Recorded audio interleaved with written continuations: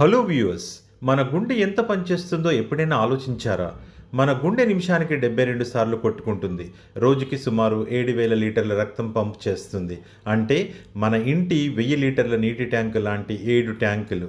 అందులో 70% రక్తం మెదడుకి, 30% శరీర అవయవాలకు వెళ్తుంది. గుండె ఒకసారి కొట్టుకోవడానికి 0.8 సెకండ్లు పడుతుంది. అందులో 0.3 సెకండ్ల సంకోచం, 0.5 సెకండ్లు రిలాక్స్ టైం. ఈ రిలాక్స్ టైంలోనే రక్తం ఊపిరితిత్తుల్లో శుభ్రపడుతుంది. కానీ మీరు టెన్షన్లో లేదా కోపంలో ఉంటే గుండె తక్కువ రిలాక్స్ అవుతుంది.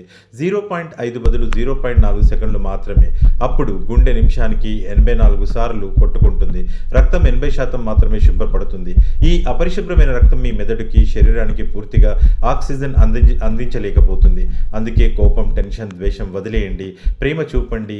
గుండె నెమ్మదిగా కొట్టుకుంటే మనసు ప్రశాంతంగా ఉంటుంది. మెదడు చురుగ్గా పనిచేస్తుంది. ఇదే ప్రశాంతతకి లాజిక్.